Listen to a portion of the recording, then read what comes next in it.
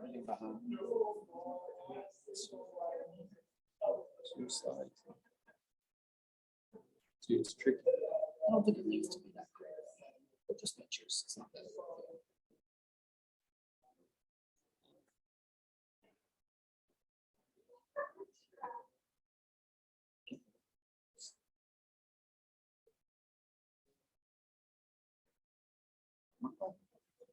Here. Yeah, it is.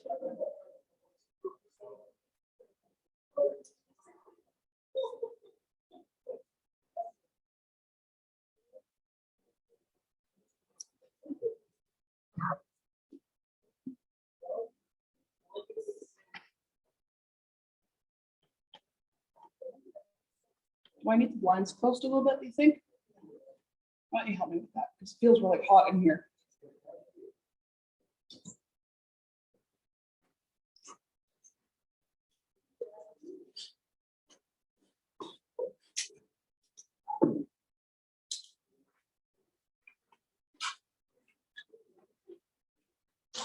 Stacey, I see you're paying homage to your whole Yes, I am. Good for you to pick that up. How are you doing?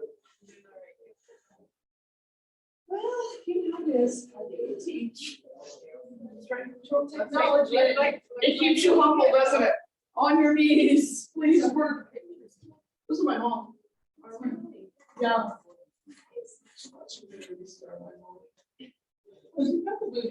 She works hard for that.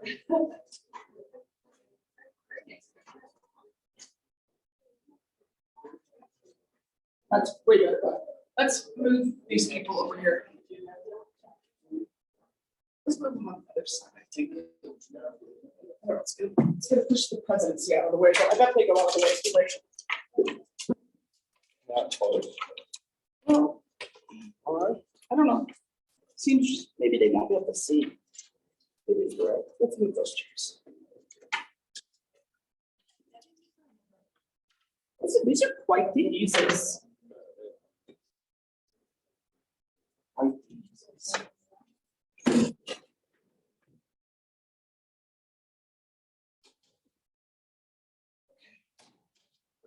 Okay. You should just put the chairs right against the wall. That's a great idea. That's a great idea.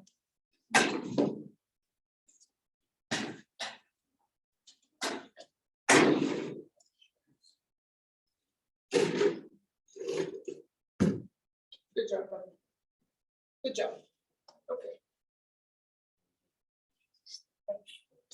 Please just fix me. Thank you so much. See your Hollywood family. You've heard all the stories. There's nothing new for you. I haven't seen this book before. That's the one grandmother.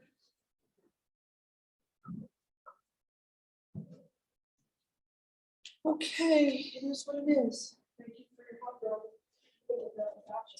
I don't know about that. All right. When is church? In about 8 minutes-ish.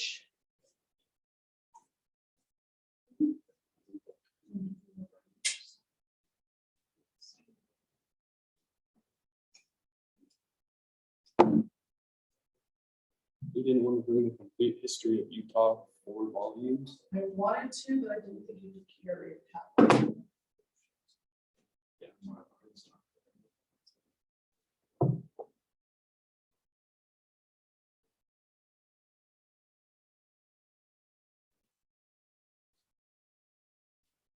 Well, we were talking about Julie last time. Do most of the kids have a decent relationship with? The boys struggle, obviously. Yeah, because I know I talked with Jill, Yeah, and she kind of talked about a bit about it. Yeah. She said they just kind of made up their mind that that's Aunt Julie and we'll just kind of deal with it. But some of the other kids are having a hard time with it. So I don't know if they had decided Chris, the oldest one, was on his mission when it all shook out. And I mean, 20 years ago, this was like, it was scandalous. Yeah. it was so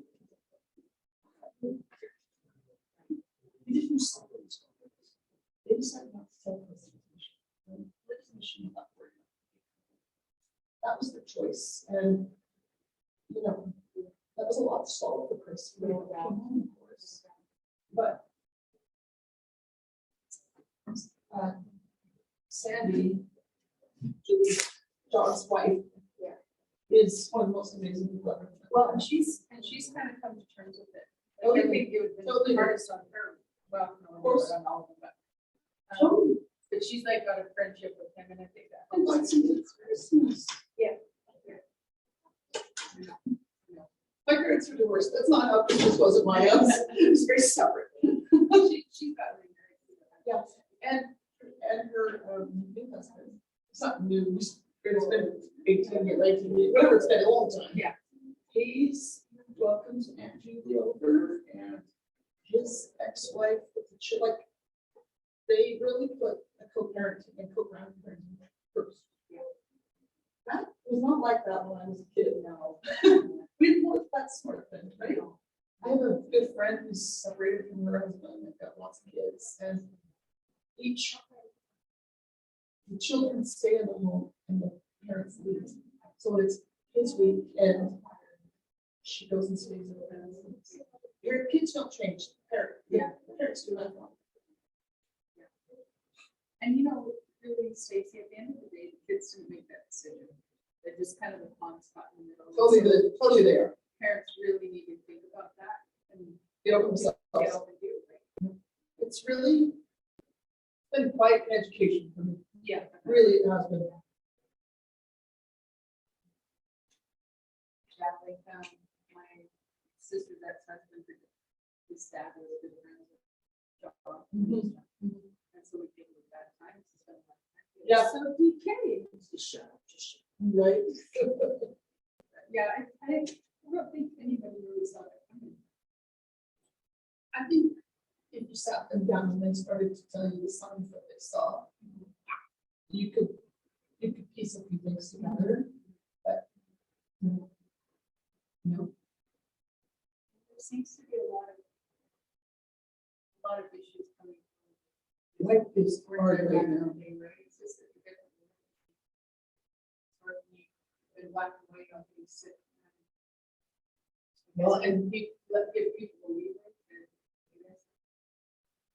Very hard, very hard, and you know, in my own life, you know, I had a kid come out a couple of years ago, and I was very black and white for a lot of years, and then I just realized that my job is actually just to be kind and be loving. That's not black or white. That's very gray. And it's a different environment. There's a lot of mixed messages that people to be. This is popular, that's popular, and sometimes they do parents just because it's so Historical, yeah, culturally. Yeah. I agree with you. and so you don't want to totally ostracize them so that they. Oh, we can't not be nice to them, so they leave the church, because I don't want that on me. And I just remember when kids were coming home earlier from missions, like a while ago. In the beginning of that unraveling of all that, and just like, take the church, because they couldn't see the mission. And even going down in the first place, you know, it's very strongly. Some kids that just go. That is it. We can't just find it like they used to be able to 30, 40, 50 years ago. I think. Yeah. The world's too different. All this folk stuff. And all this. Oh, This is like a thing that people talk about. too. Yeah.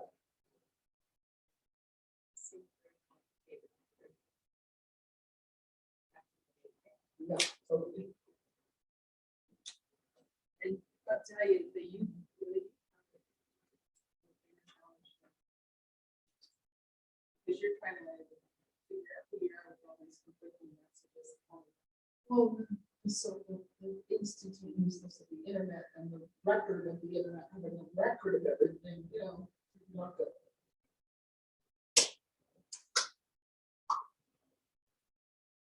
Supposed to let a thing go out sooner than we should. We talked about states really kind of push critical ways that we're trying to push sex education. But the kids are not prepared for that. Yeah.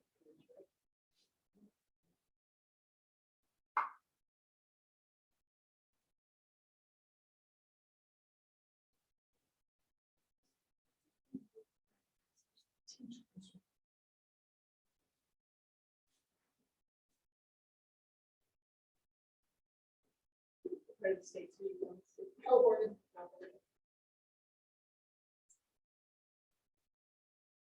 Maybe.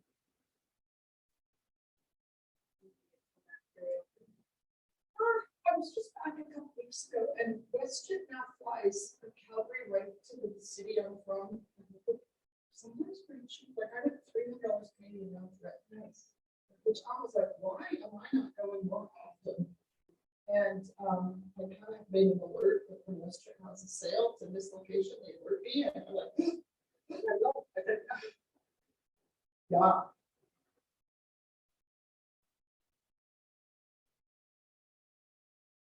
We used to go at least once a year pre-COVID. And I haven't been doing California for 4 years. So I'm like, wow. Hey, this county. Yeah, of course. It looks awesome. Well, I don't usually bring visuals, but I felt like today was the day to, I mean, I have PowerPoint, but never, hefted stuff. But today I had to have it. I look like you have to. Mhm. That's always good, right? Yeah, it is always good. I was like, How are you doing yours? We're good. Yeah. Yeah. we're growing out of balance, and so, still learning to do that, so. There are worse places to be. There are, except the distances. We just had one in Texas, and we had it in Washington. Yeah. And so how many grandkids are there now? 15. It's not quite enough yet, is it? I think we might have one more. And then we'll call it good. Possibly, they're out of production, the older ones. Yeah. That's a set. Okay. I got you.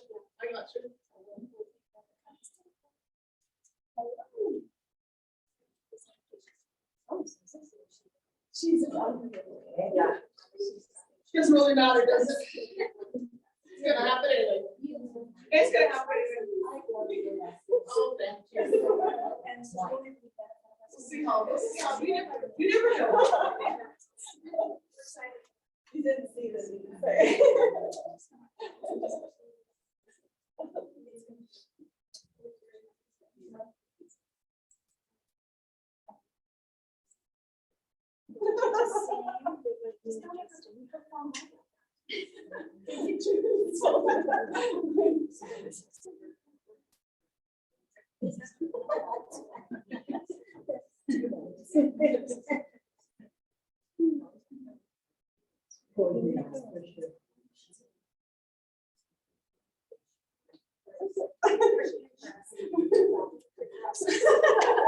You guys don't need help.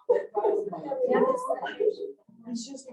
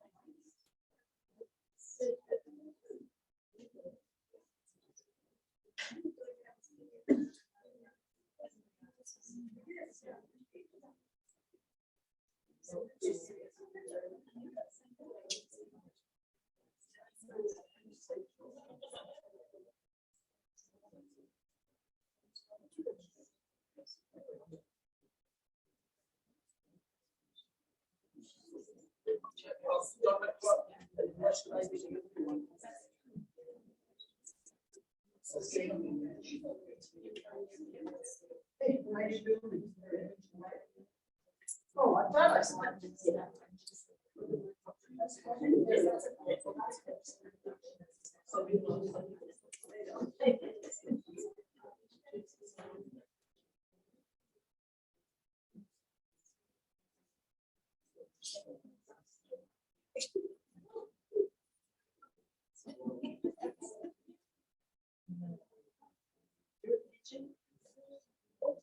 I can tell. Yeah, they should get it. Ah, yeah, that's true.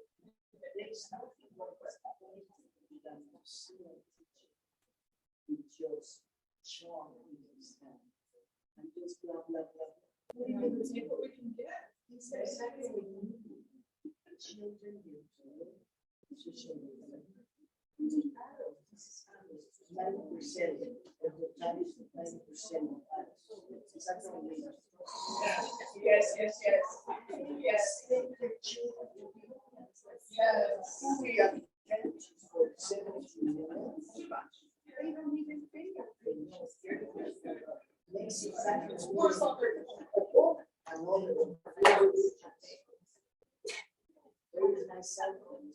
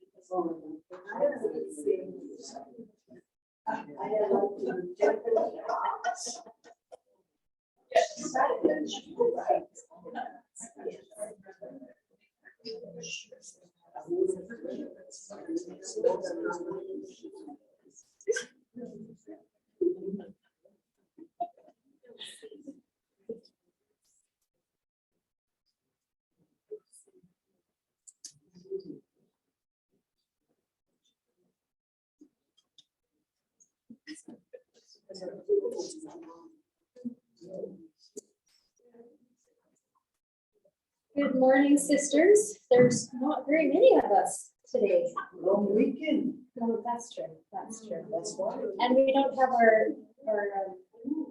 pianist here, and so it's very quiet. We're missing her today. But welcome to Relief Society, and we're so glad to have all of you here that are here. And do we have any visitors today? Okay, and welcome to the sisters who may or may not be joining us on Zoom today. We're not sure if we don't have Barb here this week either, so hopefully that works out. A couple of announcements. Just again, on this Saturday, 28th at 11:45, we have our work barbecue that coincides with Youth Days. And we've been asked to bring a potluck item to share that will go along with hamburgers and a dessert that will be provided. And it will be held behind the, thank you, behind the carriage lane, that picnic area there by the Remington Center. And also Brother Stringham, who is our temple and family history specialist, has asked that we announce this. We have been encouraged to complete our 4th-generation group sheets and get them published on the FamilySearch.org website. We have also been encouraged to prepare a family with personal histories, and we would like to invite all sisters to participate in this challenge. If you need any assistance with this, please contact Brother Stringham. Also on June 2nd at 6 p.m., and I'm excited about this, that we're getting back to a ward temple night the best that we can. It's not like we used to where we could book it and everybody could fit in, but there are going to be a few spots still available. So if you'd like to join us that evening, please book online as soon as possible. And we are pleased to have Sister Stacey Atwood as our teacher today, and she will be teaching on the talk given by Elder Garrett W. Gong. We each have a story. Sister, on the history of temple work. Yeah. It is a very important announcement that the church has. I'm surprised it's not all over the church's pulpits. The time to wait for a loved one that has died and to do his or her work now is 1 month, not 1 year. And that's an amazing thing and change. And I have not heard it nowhere in Clearly none of announcements. us have. So please make a little note or make a note. You don't have to wait 1 year for the death of your loved one that needs death for you. Love it. A full month only. For direct family. Correct. Thank you.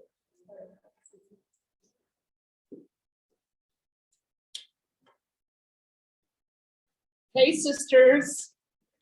And I think I'm missing Barb today, but Barb in California is trying to manage the Relief Society Zoom. Thank you, Barb, always being so awesome all the time. Let's see how it works out. I don't know. It's going to be great or it won't, right? How is everybody this long weekend? The sun is out again, thank goodness. We've had some good moisture. But not enough. We're still praying. We're still praying. Yes. Grateful for what we've done. We are grateful for it. So I loved General Conference, like you love General Conference. And I'm a huge fan of Elder Garrett W. Gong. He is really a fun guy. My cousin lives in Salt Lake City. She works for the church. She has this cute little condo right at City Creek, like the mall right there by the temple. There's a little condo just kind of back behind that a little bit. She lives right there in this cute little condo, walks to work, doesn't even have a car. Everything she needs is right there at City Creek. There's a grocery store that's not too far. And she goes to church at the Joseph Smith building, of course, like so many people do in that part of the world. And Elder Gong is assigned to her ward. And she just says he is just a delight and his wife is fantastic. And so I just feel a closeness to Elder Gong for so many reasons. But one of my favorite cousin Emily's and him are in the same ward. And she just always has great stories about what a sense of humor he has. And so I appreciate that.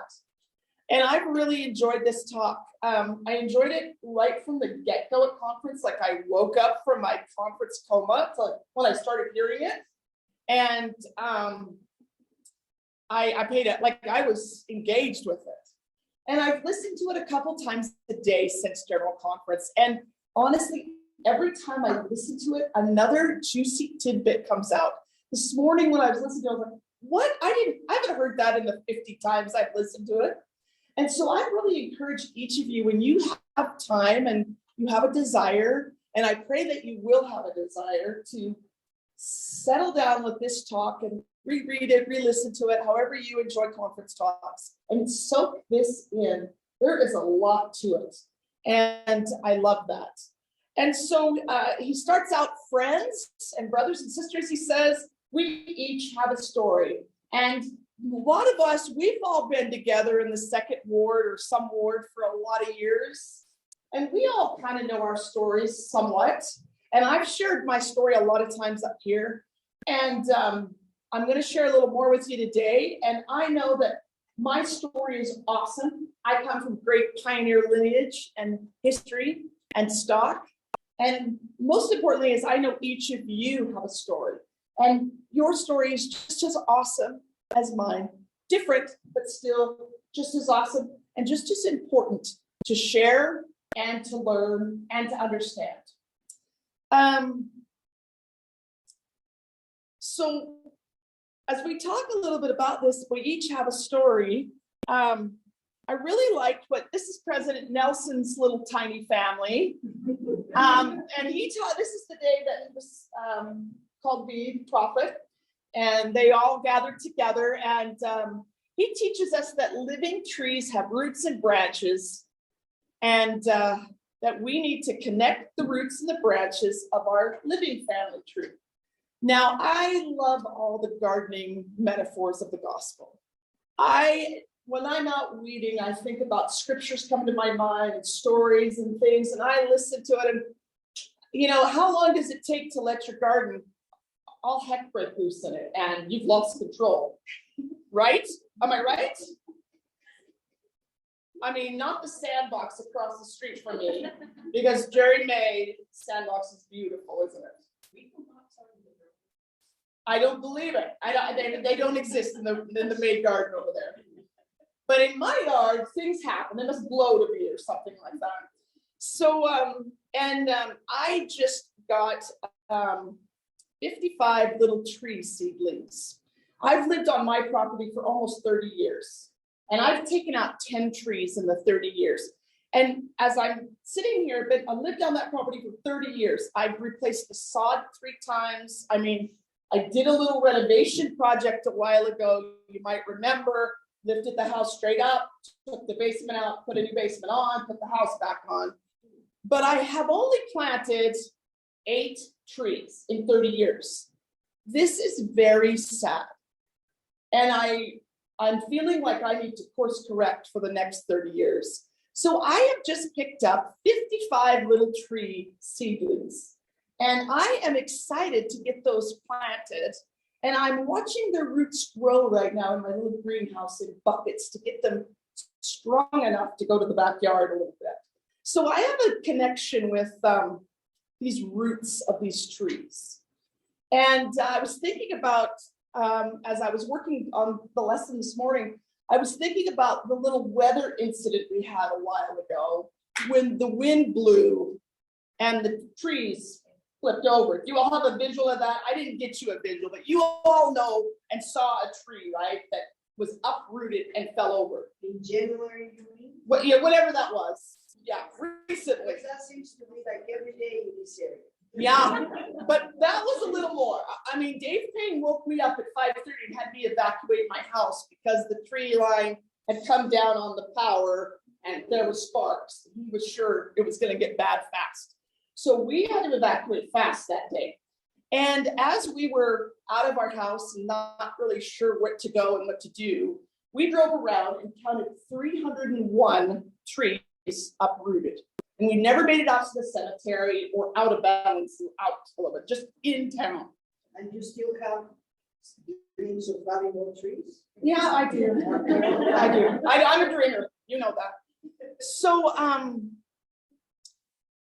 we understand about the importance of deep roots, don't we? Yeah, we do. We have good visuals of that. And so this living family tree, I love this. I love this idea. And my mom died, let's see, Jack just turned 16. Jack was born the first Mother's Day after my mom had passed. So my mom's been gone basically 17 years. And Jack was born 3 weeks early. And I wanted this boy Jack the whole time. Before I had any of these girls, I wanted the Jack to arrive.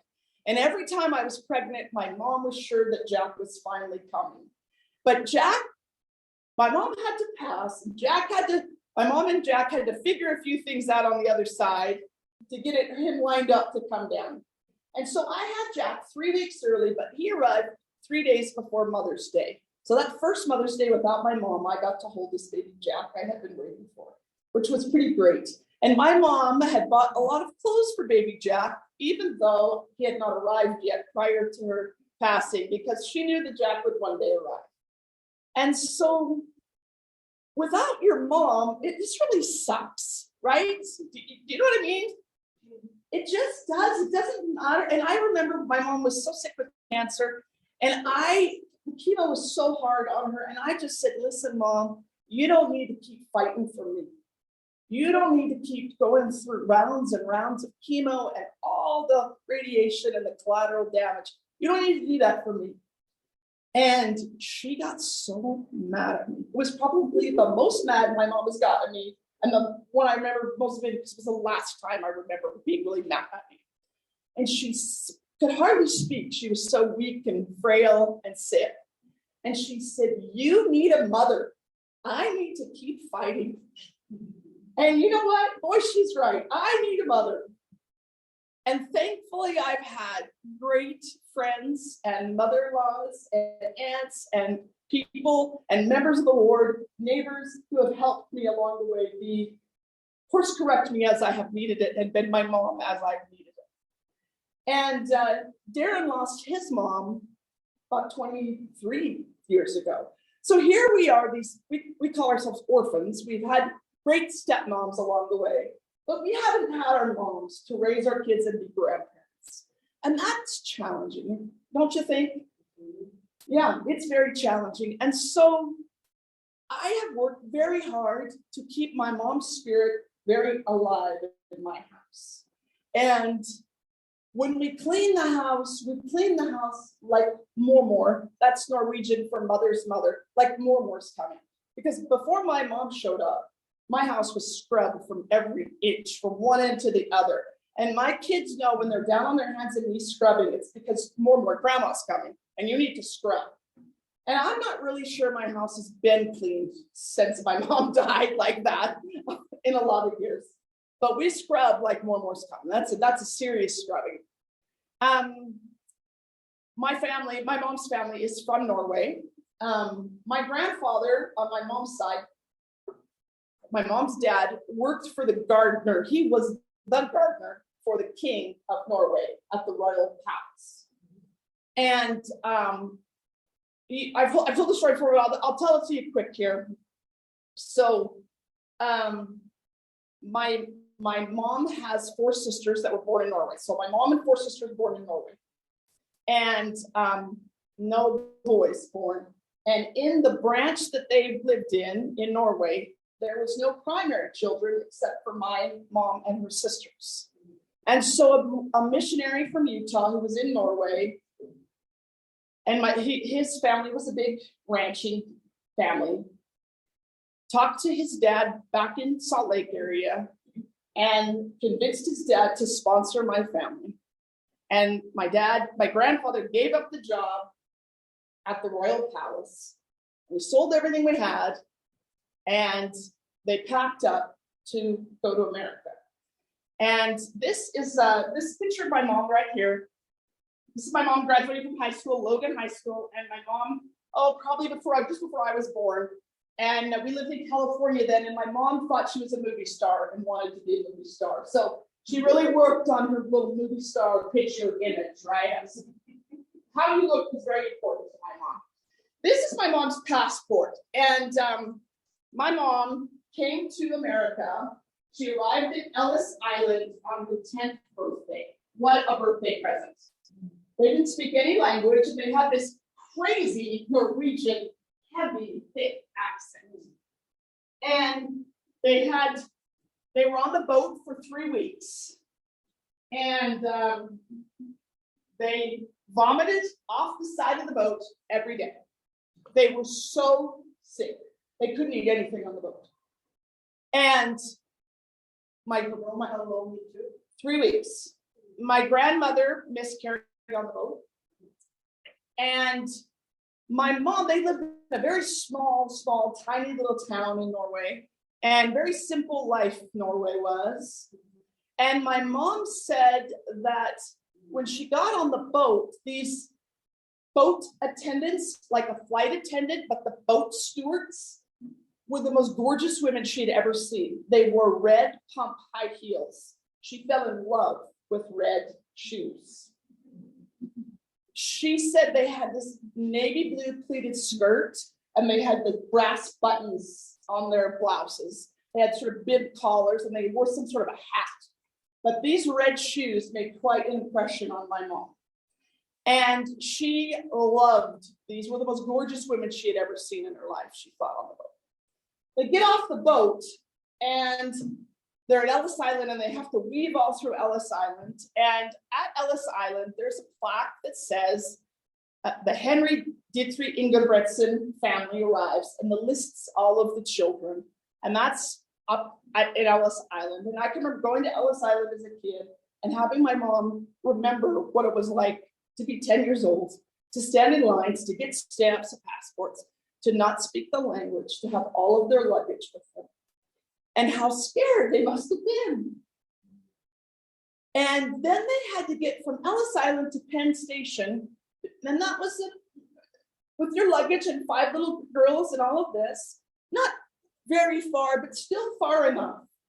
And then they had to get on a Greyhound bus from New York to Salt Lake, 5 days. They were tired by the time they get to Utah.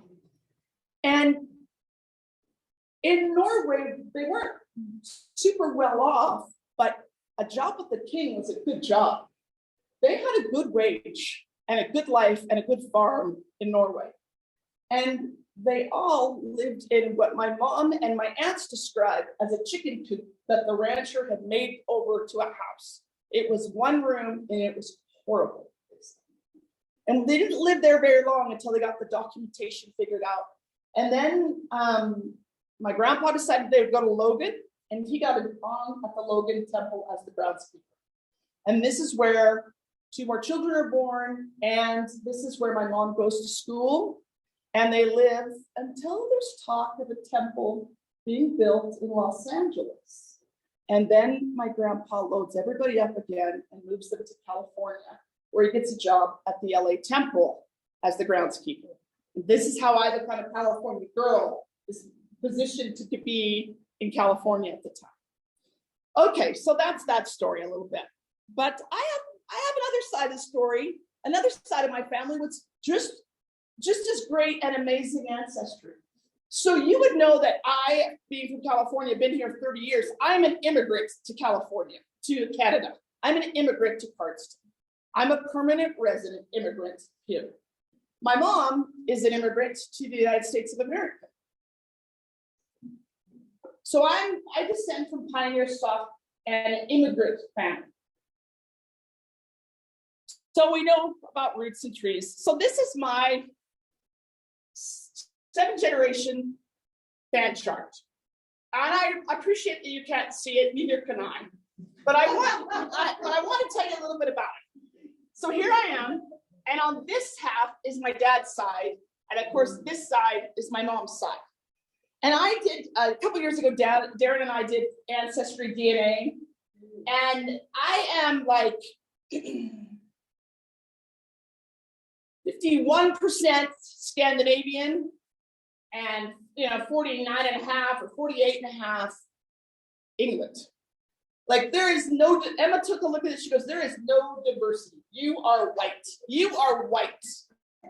And I said, now listen, don't forget I have a grandmother born in Mexico. So I have some diversity, okay? Are you blessed? Very blessed to have a grandmother from Mexico.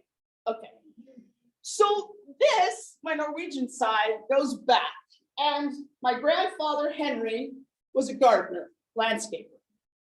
And all of the men on my grandmother, my maternal grandmother's side, very interested and studied horticulture, including many of them were ministers of agriculture in Norway.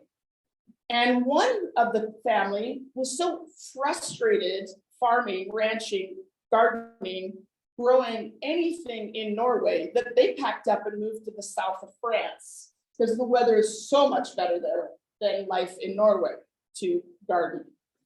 So, and then this other side, my father's side, is an interesting side as well. because I grew up knowing that on my dad's side, I come from like one of the most prolific families in the church, which is where I'm going to connect with you here real quick, because my third great grandfather is Joel Hills Johnson. Does that mean anything to anybody? What about Benjamin Franklin Johnson? Anybody descended from that? Well, the Johnson line, Ezekiel and Julia Johnson joined the church with Joseph. And they had 16 children who all joined the church. And Benjamin, he came up to southern Alberta to establish life up here. And there are lots of descendants here, like Barnwell, Raymond, Bow Isle, all that area, and this area. Because when polygamy got outlawed in the States, they went to Mexico. Joel, my great-grandfather, went to Mexico. This is where my grandmother is born, in Mexico. And Ben's line came up to Canada. And so this is how Darren and I happen to be fifth cousins. And so these are two books written about the Johnson line.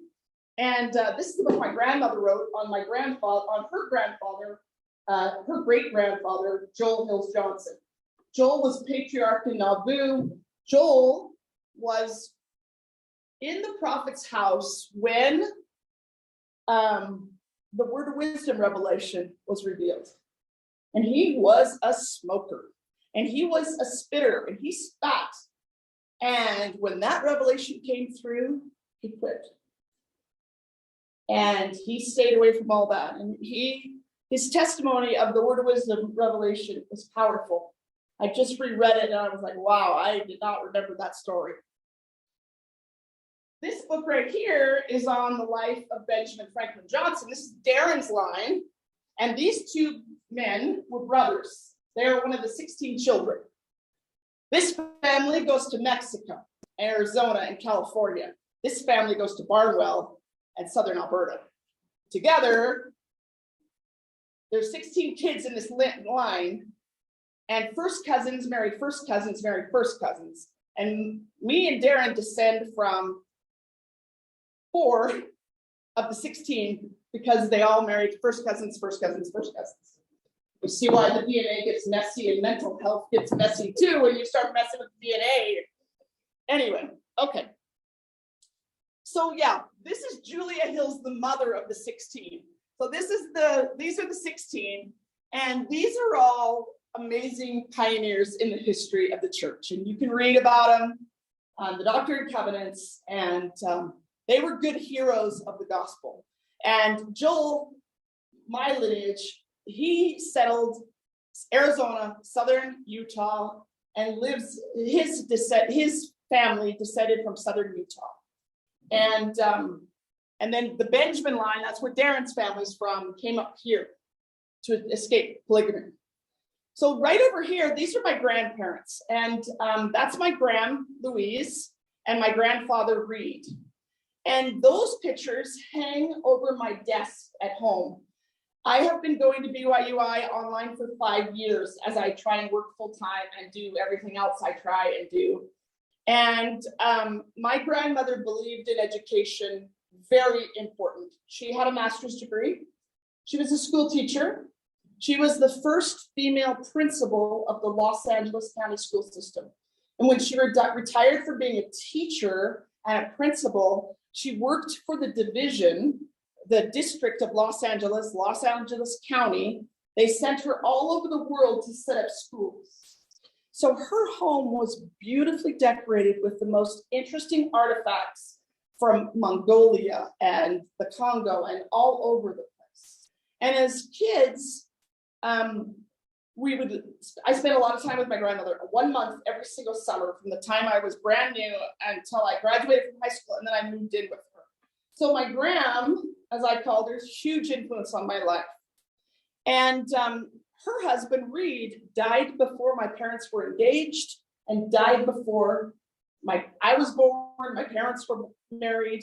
So that line has kind of been a tricky one to chase. And recently at Roots Tech, I connected with a lot of family on his side, my grandfather's side, that I didn't know anything about. And these pictures hang over my desk because when I told my grandmother I was going on a mission, she looked at me with the look and said, "That's good, you're going on a mission, but that means you're not going to finish your education. And I'm not going to be happy until you do." And this is what you said to my grandmother when she spoke. "Yes, Gram." And you clicked your heels practically. And when her children talked to her, they said, "Yes, mother." And as Cheryl was talking about Brother Stringham telling us about family history, if you know Brother Stringham, he has a way about him. Would you say? If Brother Stringham wants you to do family history, what are we going to do? My grandmother was a lot like Brother Stringham.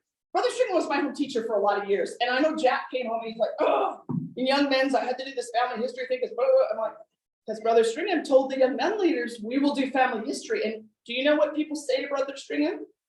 "Yes, Brother Stringham, we'll do it, don't we?" But my grandmother had a way about her, just very much like that. And so when Graham said we're going to do something, you did it.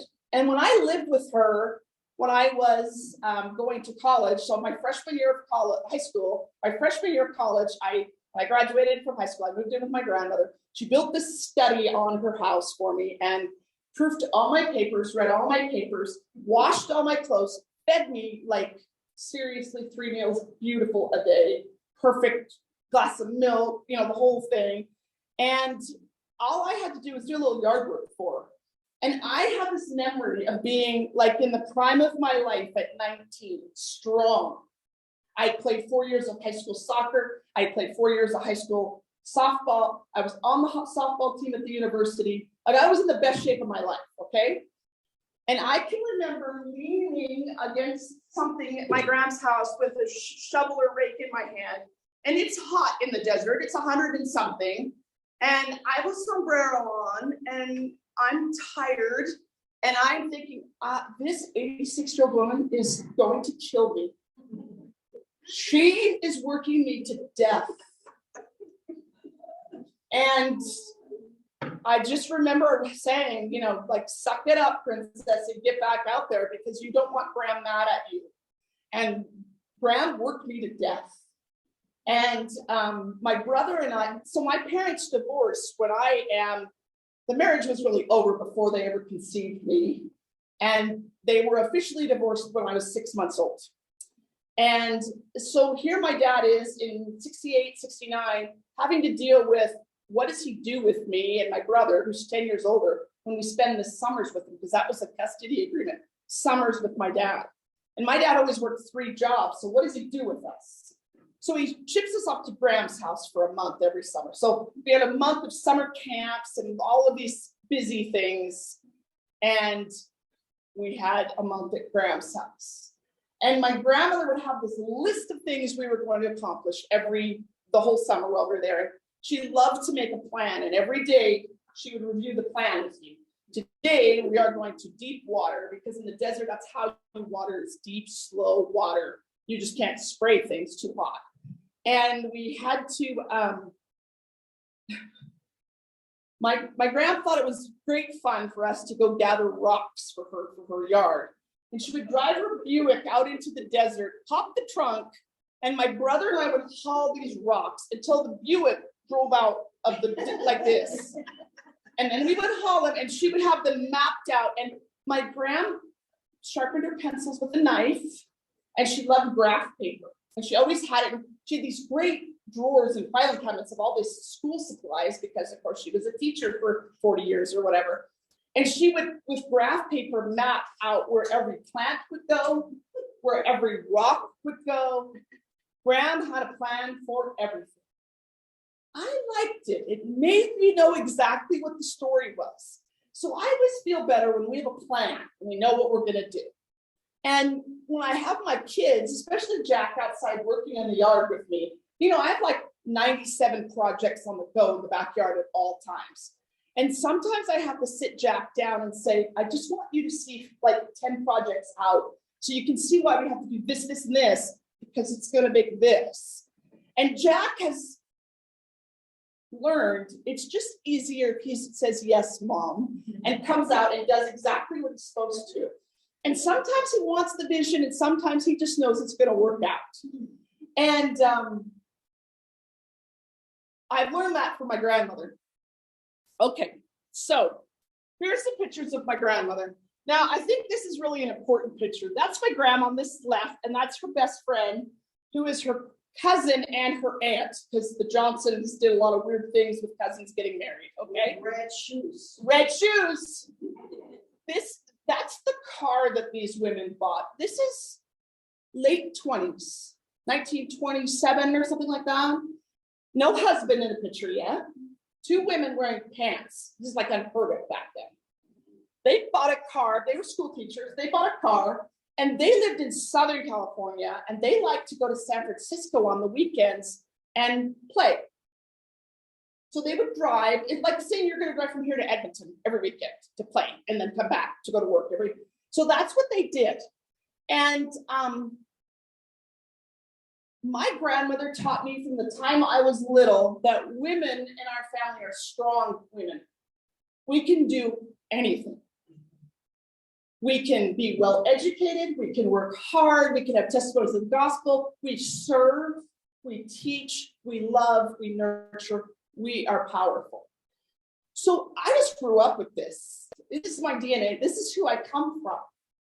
And this is a gorgeous picture. You see where my curly hair comes from? You see Emma maybe a little bit in that picture, a little bit. These are 2 pictures of my grandma just before she dies. This is in June. She dies 3 weeks later. And that's a picture of the summer. And she dies in July. So she's 99 years old there. 6 months short of being 100. And these 2 women who are working in her garden were a housekeeper and a gardener for my grandmother. And at my grandmother's funeral, my dad had a memorial that he would stand up and he would share stories about grandma. And these 2 women got up and gave some of the most amazing stories I've ever heard of my grandmother. This one standing up, my grandmother taught her to read and helped her get her GED. Which is what? High school diploma without going high school, to finish it. Helped her find better employment. She was taking night classes, and she gave her the courage and the strength and probably the money to help her leave her abusive husband who had been beating her. And this woman stood up at my grandmother's funeral and said, Louise Parkin taught me to read. She taught me to be strong. She gave me the tools to help me get my education and the courage to leave my husband who'd been beating me for however many years. The other one's not a very different story. She gave her the courage and the skills and the tools to help her believe in herself. And my grandma did that her whole life, is empower women to be strong, powerful, teachable, well-learned, well-taught, well-educated women. All right, so this is a picture of my parents' wedding, and this is my grandmother, and these are my grandparents on the Norwegian side. So that's kind of a cool picture. That was June of 1960, and they were divorced by 10 years later. And as my brother and I get together, I have one brother from this marriage, my full brother. As he and I get together, almost every time we can get together, I learn more and more about life back then. And my dad hardly lived at home. I just have learned it recently. The marriage was over from the get-go, I had learned. But they tried their best to stick it out.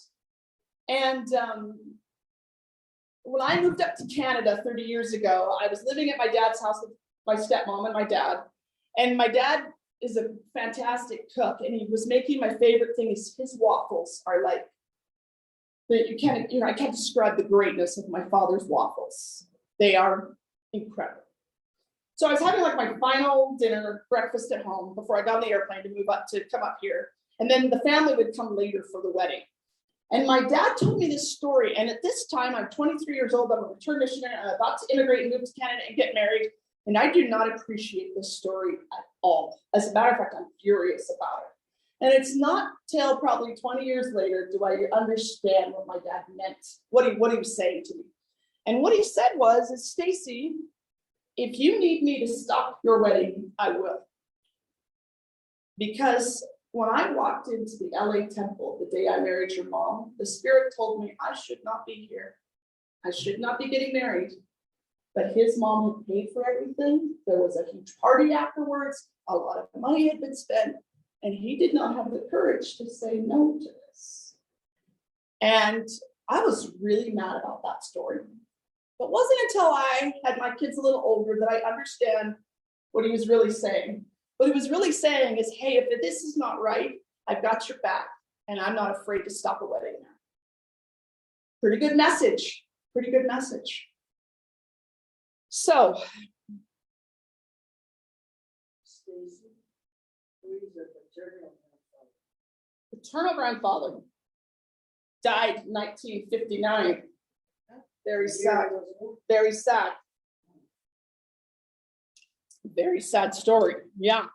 All right. So I don't mean to bore you with all my stories and family history here, but I'm going to tighten a bow for you. So back to the Norwegians for a minute. Okay. We're switching to the Norwegian side again. So in 1999, I have little Ellie is brand new. Ellie's born in February 99, and her name Ellie is a Norwegian name. My mom has cousins in Norway named Ellie. And it had been 50 years since the Norwegian family, had immigrated from Norway. And the sisters want to return to the motherland and teach the children about where we come from. And this time we're going to bring all my cousins. So 38 of my cousins, my aunts, my uncles, and me with a brand new baby go to Norway for a month. So let's just show you a little bit about, this is me and baby Ellie, and Emma, who has to stay, is not very happy about it. So if you could just, for 1 minute, humor me. I have suitcase for baby Elle and me, and a diaper bag, and a pack, and a stroller, and a car seat. I'm traveling by myself with this baby. We drive to Seattle. I fly from Seattle to London. We spend a week in London. My mom's there. And then we fly to Norway for 3 weeks. So my cousin, my favorite cousin, my best friend, had a baby about the same time. She did not make the trip. And I was really mad at her. And I said to my aunt, where is Camille Jane and why isn't she here? And my aunt just said, Camille could not have handled the chaos of bringing a baby to Europe. And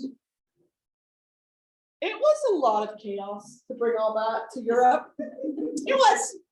But I forgot, because I'm a strong woman, that I could do anything, and I was sure I could do it. And I was confident I could drive in London. I'm from LA. I can drive in London. And my husband and my mother made me promise them I would not rent a car and drive. But it was cheaper than every bus, every taxi, every shuttle. It was cheaper to just rent a car and do it. And this was an expensive adventure. And so I was trying to save a little money here instead of taking the trains and all of this. But I promised I would not drive. And when I got in the back of that taxi cab in London and watched the taxi drivers who drive on the wrong side, drive psycho crazy, I just thanked the Lord that I was obedient to my husband and to my mother and did not try and drive a car in London. I could not do that. I'm not that strong. No way. No way. So these are some of my cousins, and this is at the square in Tonsberg, where we come from, that my grandmother, who was the Relief Society president in Norway, used to do all her Relief Society work at the Masonic or whatever lodge, not too far from there. And the girls played in this little area. And so we played in this little area and got our picture taken. And my aunt, my mom's older sister, said that mother used to say, don't go near any strange men. You keep the girls away from any strange men. But good advice there, right? Even in the great Norway, that's still good advice. And so we have all these big traveling vans as we're all, this group of 50 are traveling through this, kind of like imagine a family of 50 showing up to Cardston in caravans. And they're going to see different houses they used to live at, okay? So we show up to this house, and this is a very typical color scheme in Norway. We show up to this house and we get out, and the aunties get out and start telling the story. This is our schoolhouse. We went to school here. Lila was in the first grade. Irene was in kindergarten, you know, all of this. And this lady comes out, and my mom is over here talking to this lady. It's the school teacher who taught my mom 50 years ago. And everybody knows the Ingebretson family with all the girls who went to America for some crazy religion. Like, that's what they used to say. And so when they show up, she comes out and she goes, Ingebretson girls, it's me, it's Tati, and says her name. And then we all have to hear the story about how my mom was in school and how my aunts were, and that they left school and they sold everything, gave up everything so that they could go to the United States. So that was quite the adventure. So here's a picture of my mom here and her sister's brother. And this is the family farm we left. And in that house right there, just outside the trees, that's where the Germans in 1940 or 39 did all their maneuvers as they took over Norway and took the newspapers and the radios. And when Germans came into the house and they frequented the house, my mom was in charge of gathering her sisters and hiding under the bed, and not a word to be said. We're not letting the German soldiers get the little Norwegian girls. And so this is the train station, Tonsberg Station, that they said goodbye to their grandparents. And the grandparents in Norway didn't join the church. And so my mom's mother said to my mom, at this little 10-year-old girl, because of your parents' crazy religion, I will never see you again. And she never did on this life. She had passed before my mom returned back to Norway. So we stood there at that train station and we learned about how hard it was for them to come and leave their country. And before we went to Norway, my mom said, listen, the people of Norway, they have different thinking than you Americans do. Norway believes in one country first, love of country. Everybody has a red coat because red's in the flag. Everybody flies the flag in their yard. Everybody flies the flag in their yard. Everybody flies the flag in their yard. And everyone has a red coat because that's the spirit of Norway. Number 2 is family, and number 3 is God, kind of. Kind of, right? Norwegians are strong, proud people. And this aunt, Evelyn, is one of my very favorite aunts. They're all my very favorite, but they're favorites in different ways. And my aunt Evelyn is a very strong Norwegian woman. When she was 18, she graduated from high school, and now they're in Los Angeles. Decides at 18 years old, she wants to go back to Norway. So she goes down to Long Beach, where the shipyard is in Long Beach, California, finds the boat, the ship that's going to go to Norway, says, I would like to be your cook and the cleaner on your boat if you will give me passage to Norway. 18-year-old girl. What? So she did it. She became the cook of the boat and cleaner of the boat, and everything went fine. And then she studied university her freshman year at the University of Oslo in Oslo and got herself back. And she toured Norway a couple weeks before we all got there. She went to the very northern part. That's where my grandfather's from. And in Norway, it's a lot like Waterton looks like. And every time my mom would come to Waterton, she would say, this reminds me of Norway. And Norway, the foundation, the ground of Norway is all granite. It's very challenging to build anything in Norway. And up at the top of Norway, where the fjords are, the water is, the mountains, the moms in the top of Norway harness their children, tether them to the backyard so they don't fall off the cliff into the fjords. So you're harnessed, your little toddlers, because the women of Norway are strong women, and those kids are going to get outside to give mom a break a little bit. But she literally saw, as the train went by, these little kids tethered to their backyard so they don't fall off the fjords, off the mountains. And my aunt told all my cousins and I the importance of being a strong woman and never forgetting your heritage. And that has stuck with me. So we each have a story. Today I've shared just a little bit of my crazy family story. The Johnson line, these pioneers, back to Nauvoo, before Nauvoo, back to Palmyra. I share with you the pictures of my grandparents those pictures hang over my desk, and I'm tired of going to BYUI online every night. I get home from work, I sometimes feed my family, I sometimes take a nap, and I just do homework from 6 p.m. almost every night until 10 or 11 every night, 6 days a week. And I've been doing that really for 6 years because I did Pathways the year before. And these pictures hang over my iMac computer. And when I'm tired and weary, which is now every night, as I only have 3 classes left, I look at my grandmother and I'm like, Gram, I need your help. We're going to get to the finish line because my Gram can't rest until I have that bachelor's degree I've been chasing. And I know that each of our ancestors are on the other side pulling for us. Elder Gong tells a neat story in this, and it reminded me of Art of Cap's story.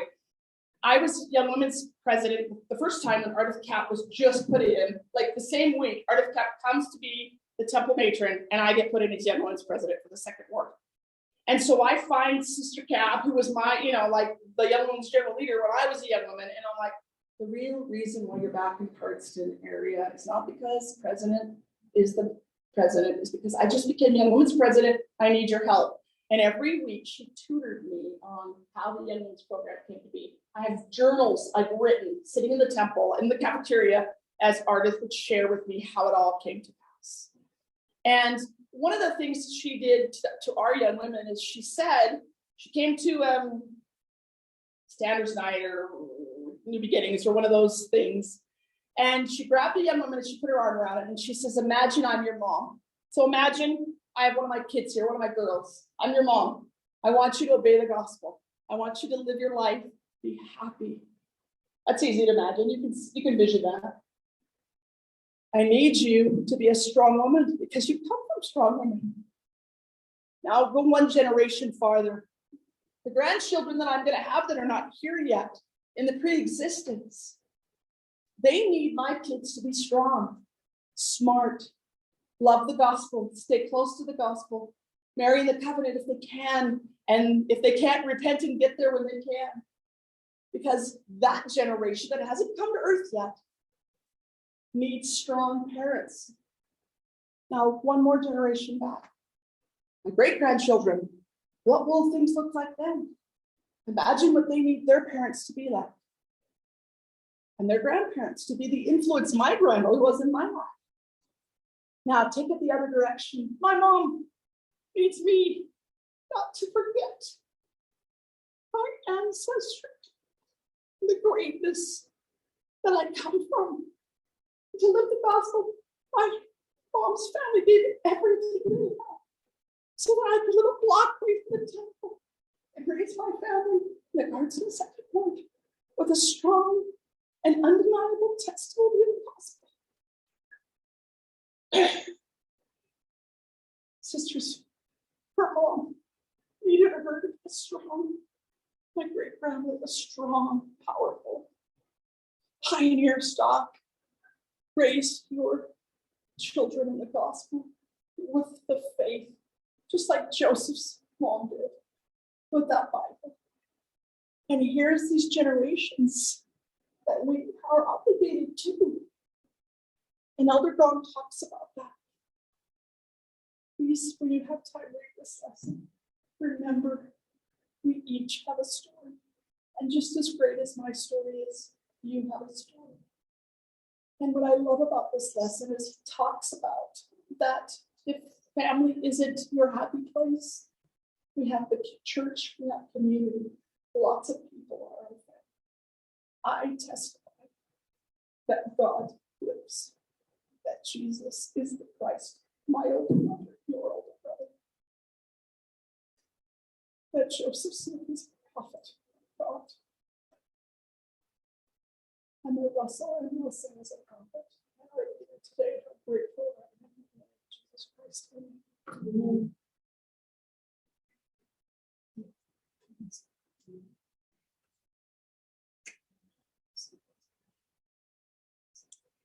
Thank you, Stacey. It was wonderful to hear part of your story, and I think we can all see part of what makes Stacey who she is, and how much we love you and appreciate your testimony. And we do each have a story, and Elder Gong said in his talk, connecting with our ancestors can change lives, and we can see through Stacey's lesson how that can happen, and I'm sure that that's happening in our lives as well. And I'm grateful for the opportunity that we have to be a part of families and to be able to do family history with our ancestors, and I'm so grateful for my ancestors. You'll have a closing prayer by Sister Dylan, and we'll discuss that today.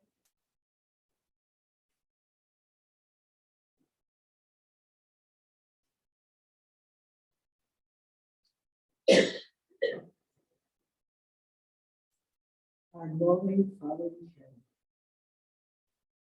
how grateful we feel towards thee for thy love, for thy mercy,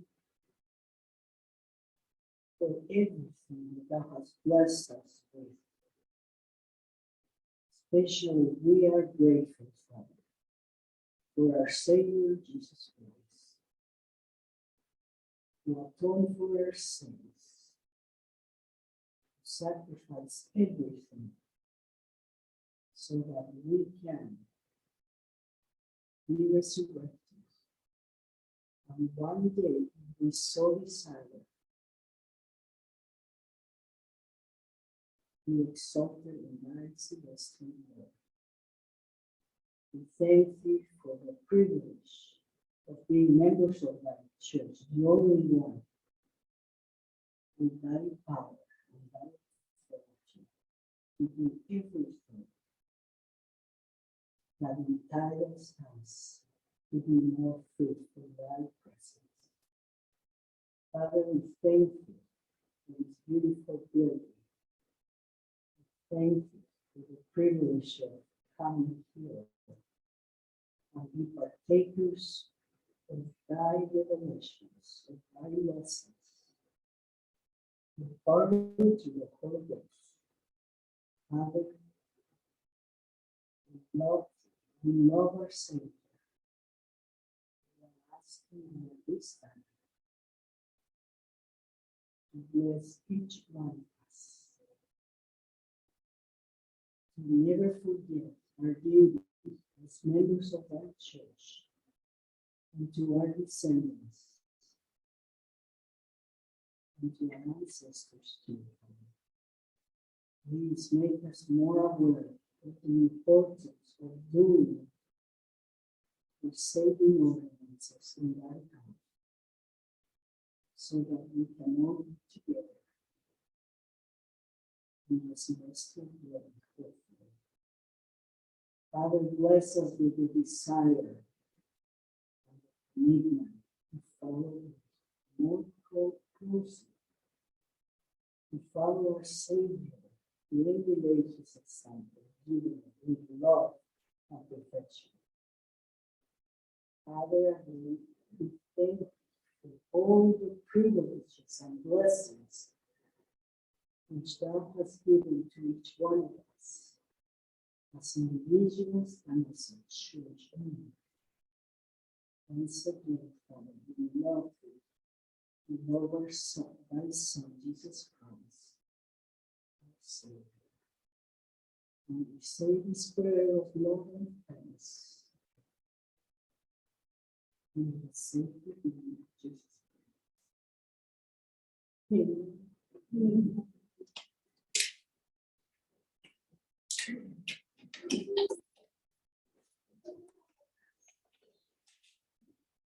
Amen.